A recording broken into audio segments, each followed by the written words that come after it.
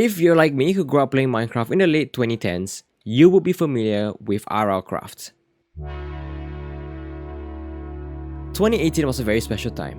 Fortnite is on the rise, your favorite YouTubers are still uploading Let's Plays, and Minecraft is at its update aquatic era. In the YouTube space, there's a Minecraft mod pack that is being thrown around. The hardest Minecraft mod pack. YouTubers will upload a one-off video of them trying it out and saying things like it's too difficult or too unfair. It's Minecraft super duper extra super hard. Over the years, its popularity has declined, with new mod packs slowly making their way into the scene, and RLcraft is nothing more than a distant memory. Fast forward to 2023, I came across something special. Hi everybody, welcome back to RLcraft. We have been here before, about 3 years ago. I just conquered. Ow, no you fool! I tried to tame you! We got it, boys! Let's freaking go! They're still all after me! Bear in mind, I'm no longer a 13-year-old who has the patience to watch a 30-minute Let's Play video. Short-form content has taken over the world and our attention span has crippled, and the YouTube space has changed completely. Yet, this series you're watching on screen just hits different. Watching Captain Sparkles uploading RLcraft Let's Plays brought me back to 2018. I don't know what it is, but there's something special about watching someone taking their time to learn the game and progress throughout the series. Eventually, I decided I want to give it a try myself. But that's not my actual first attempt. My first actual attempt was back in 2023. Or was it 2024? I really can't remember, it was like so long ago. So just like Captain Sparkles, I tried to do hardcore mode. If you don't know what hardcore mode is, it's basically if you die, the world gets deleted. So in a game where pretty much anything can kill you in one shot, it means that hours of progress can just be gone in an instant. So the stakes are pretty high, right? And with the fact that I can't die, it kind of limits my freedom to do what I want. Because like, it's my first time playing, I don't know what is safe to do. Even if I have like iron armor, diamond armor, I still don't know whether or not it's safe to like loot a battle tower or like loot a certain structure. So a lot of the times, most of my attempts, and the reason why I say attempts is because I had to reset my runs so many times.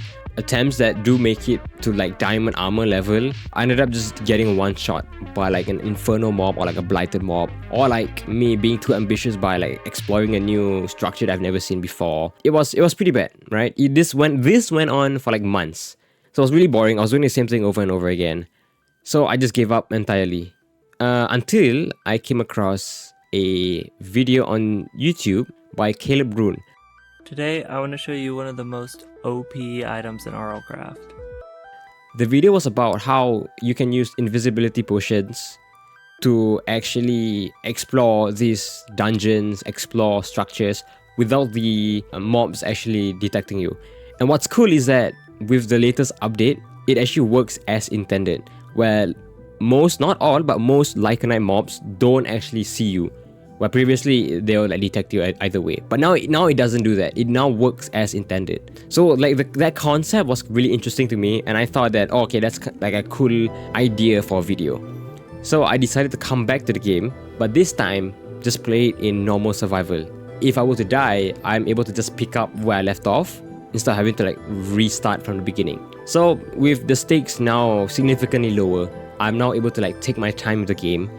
In fact, I played until I got diamond armor, get loot from battle towers, and eventually I did use the invisibility strat, but only for a short time in the video, if you ever watched the video. So it was kind of disappointing. I didn't really get to use it much, but I did eventually kill a dragon for the first time, so that's pretty cool.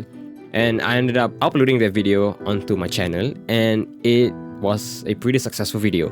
It was the first video on my channel to ever get more than 1,000 views. So in a way, that also kind of motivated me to keep playing, to keep making videos. So to pick up where I left off, my house is in shambles because of an event. I was able to get more invisibility potions, and I was able to use them to go mining instead. I was able to get quite a decent amount of resources actually, like iron. I got diamonds, But most importantly, I got heart crystals. Now the thing about heart crystals in RLCraft is that you can actually craft them into heart containers. If you ever played Terraria, it's pretty similar to Life Orbs, I think? Can't remember. But essentially, you just right click and you have like more health at your health bar. Super useful when it comes to like staying alive. Like obviously, duh. I was able to find like multiple spawners as well for XP underground. And by the end of it, I was able to craft 2 whole heart containers. So that's pretty good. And I was originally thinking of just uploading that as another video, like a second video. But after looking through the footage, I realized that it wasn't enough content. Or at least it wasn't enough meaningful content. So I decided that the next time I upload a video on RLCraft, I defeat the Ender Dragon. Or at least that's my goal. My goal is to defeat the Ender Dragon. So with that new goal in mind, I have a lot of work to do.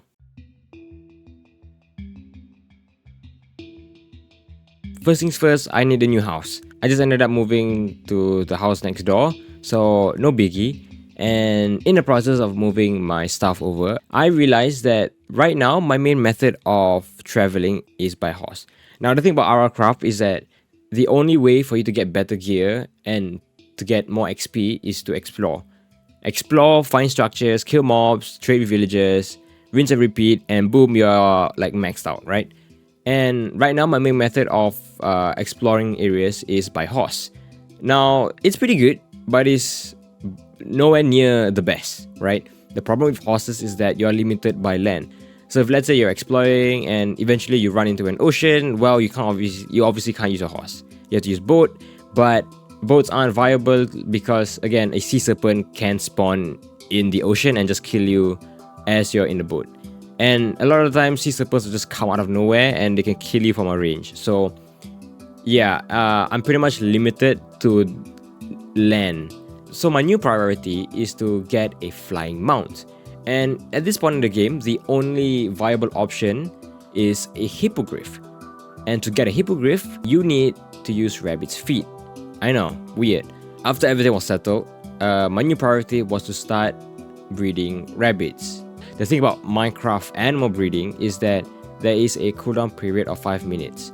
But on top of that, you have to wait for like the child to grow up, and that takes another 20 minutes. What I ended up doing was feed them carrots, maybe explore the nearby area, but a lot of times I just stood AFK. I had like a timer and everything, and it was a turn off your brain part of the game, right? Halfway through, I even got interrupted by a blood moon, but nobody really cares. I just went back home and just watched everything through a window, so it's fine. But the cool thing is, you can actually use looting 3 to up your chances of getting a rabbit's foot. It didn't take too long for me to get 3 feet, and eventually I just decided to just settle on 7 in total. I think that's enough. You have 7. Is that enough? So with my new feet at hand, it's time for me to hunt down a hippogriff. And yeah, bro just despawned right in front of me. That's great. Yeah. Fortunately, I was able to find another one on land not long after. And all I had to do was just like throw feet at him.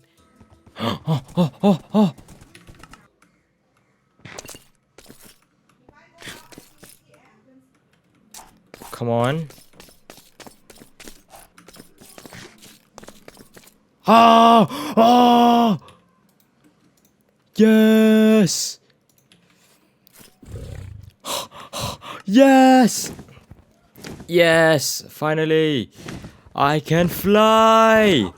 So ladies and gentlemen, let's welcome the newest member of the team, the man. So I ended up ditching the horse entirely and just flew back home and decided to make like a stone platform, because like the thing about hippogriffs is that it's an ice and fire mob, which means it's like a normal mob, like a cow, right? And if the hippogriff dies, or if the man dies, if the man dies, I can't bring him back. So it is very important that he has a safe spot made out of like stone, so that nothing can hurt him in case if there's like an event or something. And you know what? I think this isn't too bad. I think I did a pretty good job. Come on, guys, come on. I think that's some A-tier Minecraft design right there. I think Mojang should hire me when it comes to... Okay, I'm just kidding. I don't know what I'm... Okay, whatever. So now that I have a flying mount, I am now able to explore way more efficiently. So this is where the game kind of becomes repetitive, because the main thing was go out, fly around, explore, find a battle tower, clear out the battle towers, either manually killing the mobs or like just raiding the first top chest. But right now my new main goal is to get enchantments on my gear and also try to work my way towards getting the next set of armor, which is Tide Guardian armor. So I enchanted my diamond crossbow with power 4 and infinity. Too bad infinity doesn't work with diamond arrows. Sag. I also killed like amphitheaters to get amphithy feathers, which I'll get into in just a moment. I even killed my first sea serpent, so that's pretty cool, right? Oh! I got one! I killed a few dragons along the way. Oh yeah, and this happened. Oh my god! Happy Halloween! Ah! Oh my god! I just realized I'm playing Arrowcraft on Halloween, so it's bound to happen. I'm gonna be real. Oh my god. Oh, the grew. Should I just go back home now? I'm scared anything that could light my house on fire.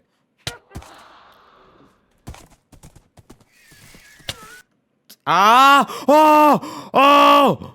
My house is gonna die if I leave it. Okay, I was thinking of going home. But the thing is, if I do go home, it'll spawn things like Groos. And Groos can go through walls. I'm just gonna die over there. And I'm not sure what other mobs it can spawn. So my biggest fear is that it spawns like mobs that can set things on fire. I think I should just go back.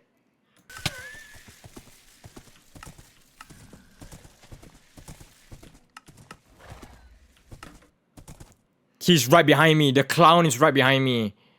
I could try to run into the trees there.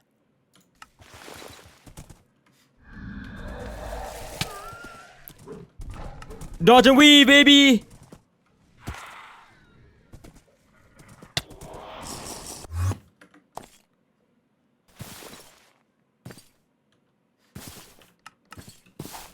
Oh! Ladies and gentlemen, that is how you survive the worst of the worst. I used 2 potions. That's annoying. Okay, well, okay, now I wanted the time to talk about baubles. Baubles. I don't... Ugh, sounds such a difficult word to pronounce. Okay, anyways, it's basically accessories, right? It is like items that you can put on in your accessory slot. In this case, a bauble slot. And depending on what bauble you're wearing, it can give you different effects. But there is also another mechanic where if you notice, like my weapons, my tools, you can see a quality. And this quality can give you buffs in certain stats. And the most popular, or if not the best quality to have on baubles is the Undying quality. And the reason why is because Undying gives you extra hearts and more resistance. So basically you are able to like tank more damage. So with all that exploring, I'm able to actually reforge my potion rings with the tons of gold I got from battle towers and villages. With 2 Undying rings, I now have more hearts than I ever had before. So we're really like balls deep into this thing. So once again, battle tower, XP. At this point, I am way stronger. I can take on mobs I normally can't. In fact, I had leftover XP, so I decided to add Lifesteal 2 and Supreme Sharpness to my Diamond Spear. So right now, I can do more damage, I can get passive healing with Lifesteal, and I can tank enemy hits. So I'm feeling pretty good. I even added Efficiency 4 on my Diamond Pickaxe to break those pesky spawners even faster. And I may or may not have accidentally triggered the boss golem. I had to go closer. Gotcha. He's destroying everything. Stop. Vengeance. Okay, can you like relax? Whoa, whoa.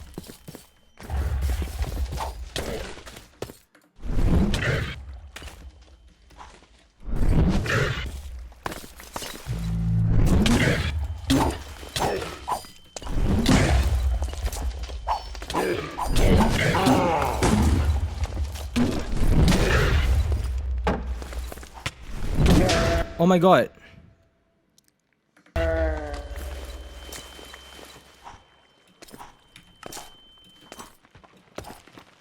Sheesh. Dude, my hands are shaking. Yeah, give me those diamonds. Dude, I just took on a tower golem. Granted, it was a bit sketchy at times, but still, I killed him, bro. I did that. Oh, and a cool thing about battle towers is that once you defeat the boss, the top floors actually explode. I say cool, but in reality, it's just a pain in the ass when it comes to organization. And oh, would you look at that? Defense 20, baby. Let's go. 15 and... Oh, look at that. Defense 20. Which means I can wear Sea Serpent armor. Now that I unlocked Tide Guardian armor, my new priority is to explore and to kind of collect enchantment books from villagers so that I can enchant my armor with protection 4 and unbreaking 3 minimum. I ended up finding a mending villager again. I found another lifesteal villager, that's pretty cool. Another mending villager. At this point, mending is like not as rare. One of the times I came across a village with a dragon right next door, so I wanted to deal with the dragon first. So what I ended up doing was I sat down the man in one corner and dealt with the dragon, and it became night and I wanted to sleep, but then this stupid rock, he kept picking me up, so he kind of delayed it, and this happened. Who does he think he is? No! You gotta be kidding me! The man! The man, where are you? The man! Oh no, because I didn't sleep fast enough. So basically, I lost my flying mount and I am pretty much stuck to using a horse. And all that is thanks to the stupid rock. So yeah. So after all that, combining with like XP tombs I've been like saving up, I was able to actually upgrade attack to 24 and unlock the arguably the best weapon in the game, to my knowledge at least, which are the dragon bone nunchucks. Now I'm like kitted out. So I thought that, you know what, this is kind of boring, right? I've been doing the same thing over and over again. Let's try something new. So I decided to try a Doom-like dungeon.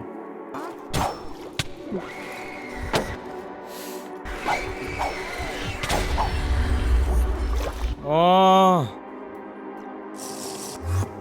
Yeah, that was a bad idea. So let's forget about that. But instead, let's just, I don't know, enchant stuff, I guess.